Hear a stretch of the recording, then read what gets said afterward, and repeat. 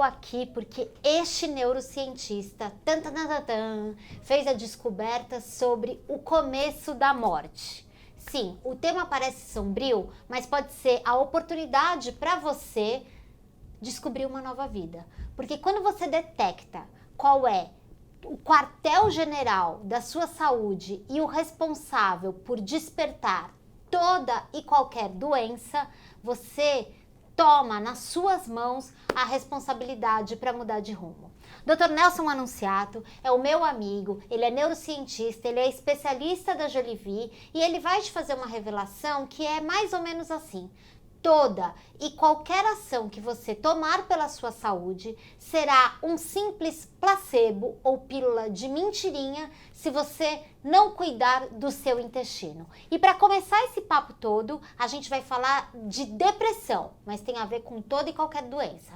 Certo, Dr. Nelson? Seja muito bem-vindo. Perfeito, Fernanda. Muito obrigado pelo convite. É muito bom estar aqui com você mais uma vez. Estar aqui com o nosso querido internauta nos vendo, nos assistindo, sempre no sentido de poder promover uma saúde cada vez mais natural. Eu me sinto bastante honrado. Obrigado pela possibilidade. Eu é que agradeço, é uma honra aqui pra gente. Eu já vou começar fazendo uma confissão. Na minha família dizem que eu sou exagerada. E eu quero que você diga para as pessoas que estão nos assistindo se realmente se trata de um exagero dizer que está no intestino a solução para todo e qualquer problema de saúde.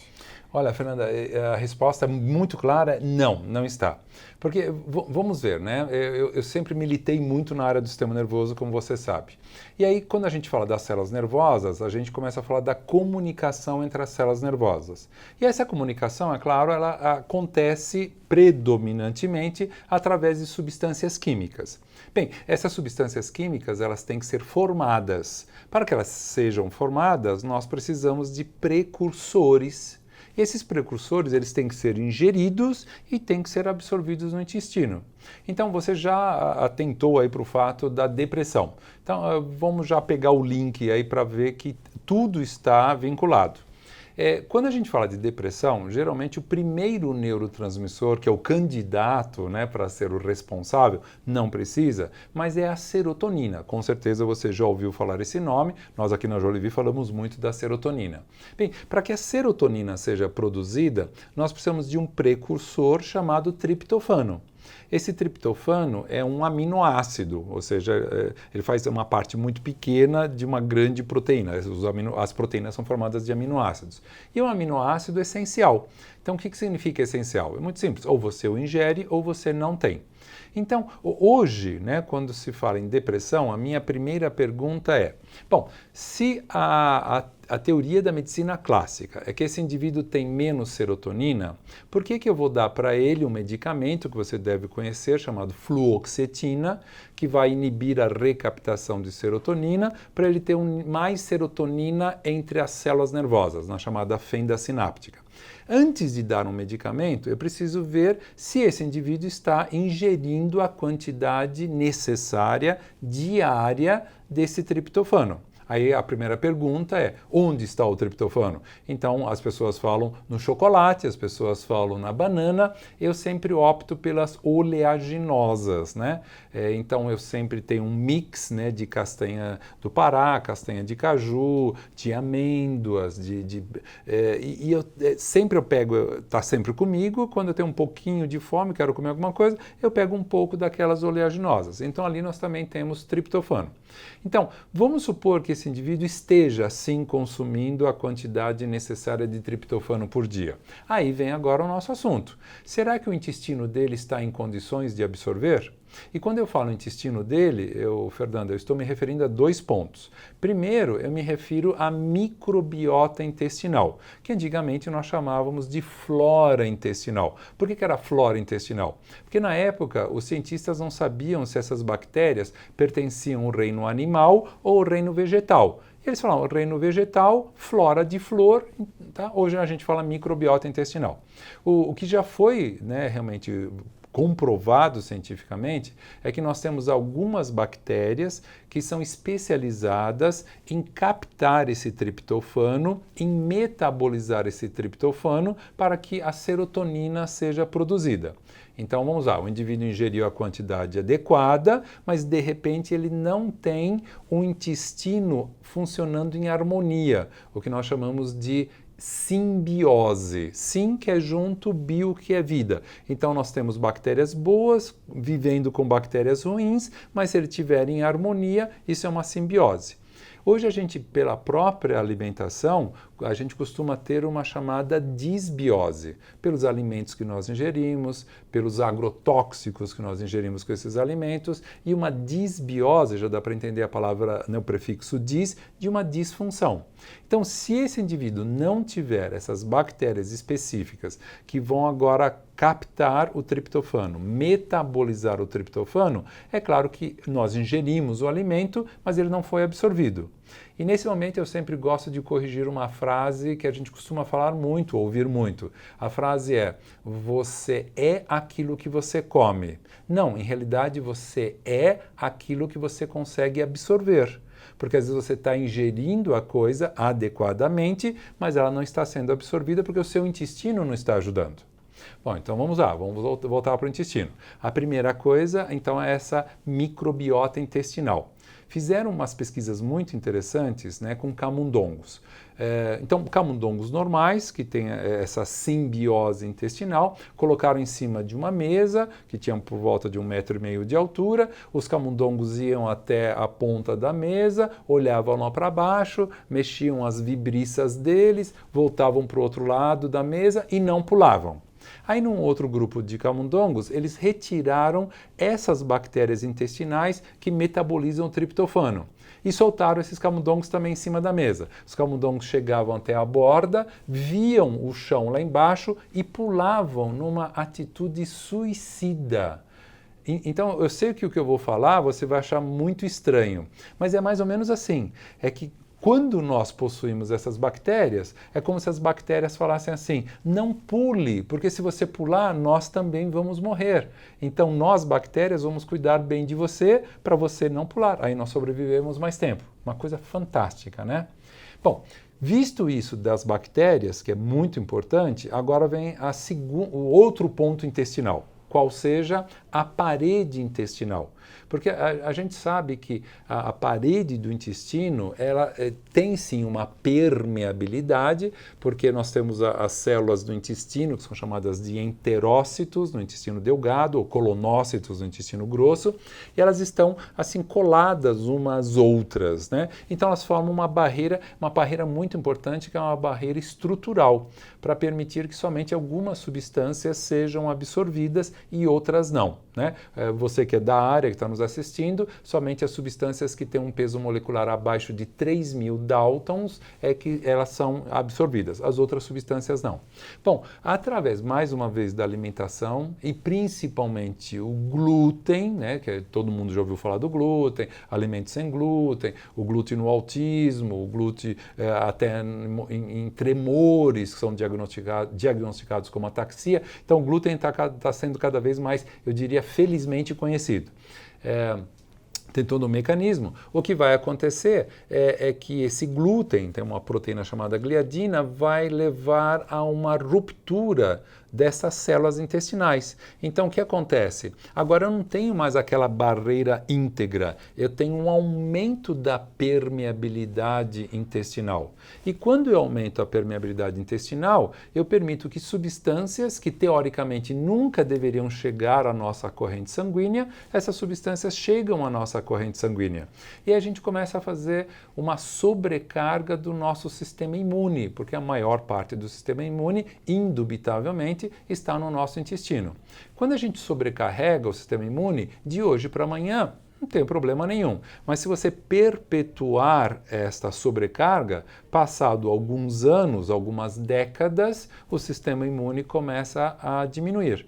E você sabe que a sua saúde depende do seu sistema imune. Se você quer saber se você realmente é uma pessoa saudável, atente para a resiliência, ou seja, para a capacidade do seu sistema imune, como que ele está reagindo. Então, você está sempre gripado, você está sempre resfriado, você está sempre com coriza, você tem sempre conjuntivite, você tem sempre infecção de urina, você tem sempre um problema aqui ou acolá, então o seu sistema imune não está bom. Por quê? Porque de repente ele está tão preocupado com essas substâncias que chegaram ao seu sangue, porque houve o aumento da permeabilidade intestinal, que ele deixa depois, não, eu repito sempre, não de hoje para amanhã, mas depois de alguns anos, de algumas décadas, ele deixa de se ocupar com aquilo que deveria se ocupar.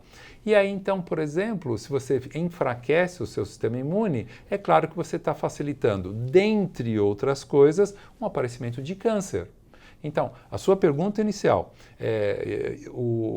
nós descobrimos, nós sabemos hoje qual é o precursor da morte, o que vai levar à morte, e isso está relacionado com o nosso intestino. É claro que existem outras causas de morte, a gente não está falando de assassinato, não está falando de acidente vascular nem nada.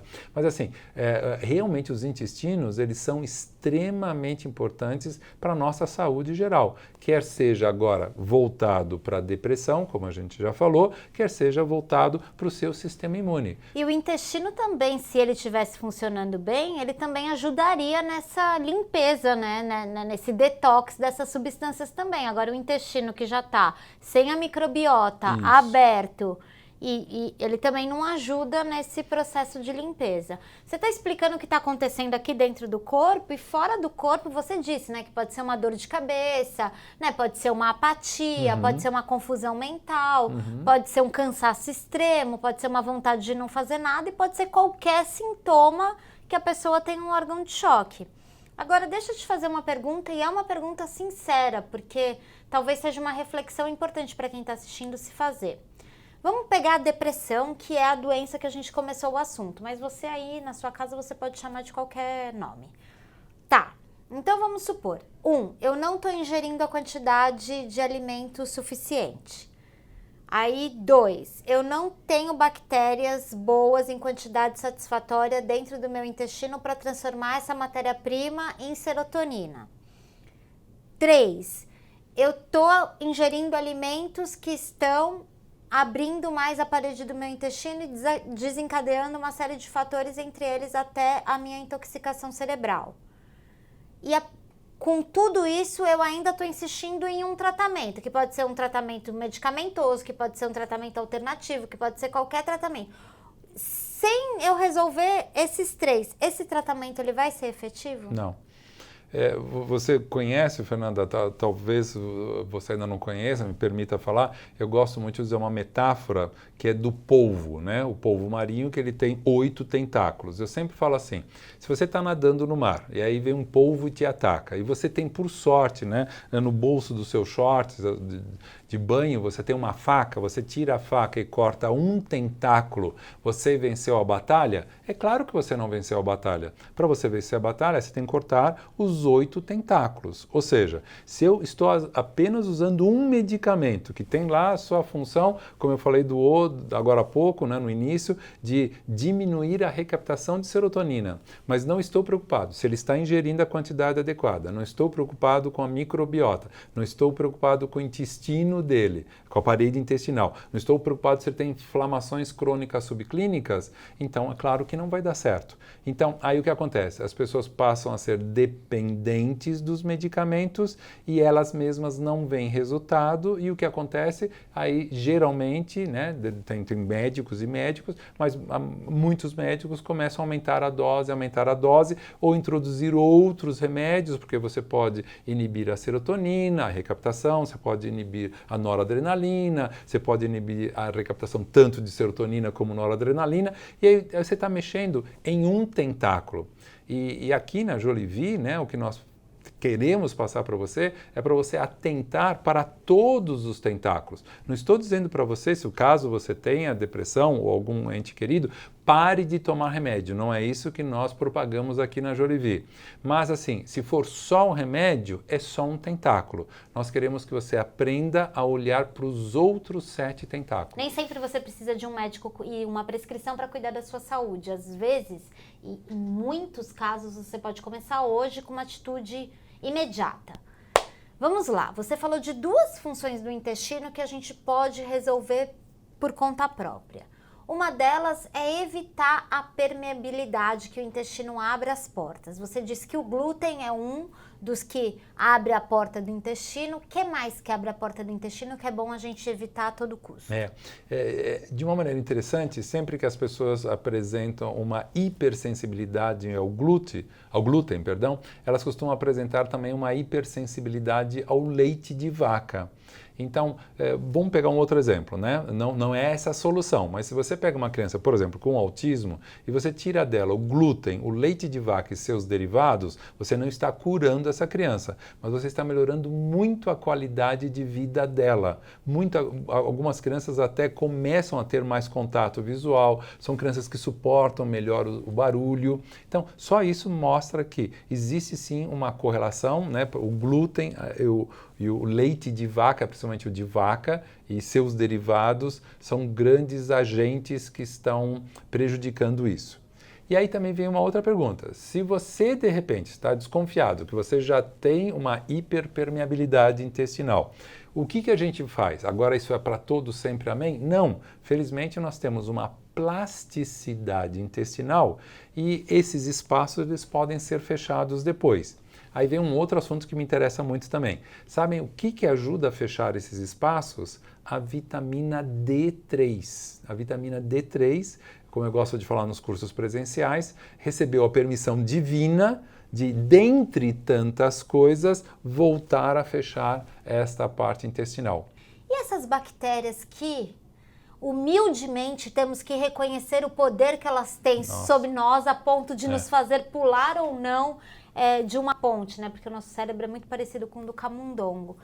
Que bactéria é essa? Onde ela está e como eu faço para ela vir para dentro de mim? Então, uma coisa que eu sempre gosto de sugerir naturalmente é o kefir. Né? E mesmo aqui na Jolivie nós já falamos, e vocês vão encontrar, se você continuar procurando aqui no site da Jolivie, vários vídeos falando do kefir. Então, o kefir, você sabe, ele vem do Cáucaso e significa em português bem-estar. Então já dá para mostrar que esse bem-estar ao contrário da depressão, né? Ele está vinculado às boas bactérias. Então, o kefir, existe o kefir de água, existe o kefir de leite, e aí então você tem muitos lactobacilos, você tem muitas colunas de bactérias, e tem as bactérias específicas que vão metabolizar, para voltar ao início do nosso bate-papo, vão metabolizar o triptofano, para que ele seja absorvido, seja transformado em serotonina para melhorar o nosso humor. Ou seja, eu não quero passar uma impressão falsa, por favor, que só com o kefir a gente vai melhorar tudo. Mas acredite que com o kefir você vai ter uma boa qualidade de vida intestinal. Gente, muito obrigada pela companhia, muito obrigada, Dr. Nelson, você Obrigado é sempre pela muito oportunidade. bem-vindo aqui. Muito obrigado. Ótimo. E, gente, assim, se você perdeu a carteira na cozinha e continuar procurando no quarto, você nunca vai achar. Se a sua questão cerebral, a origem do mal está no intestino, vai adiantar continuar tomando só Rivotril? Beijo.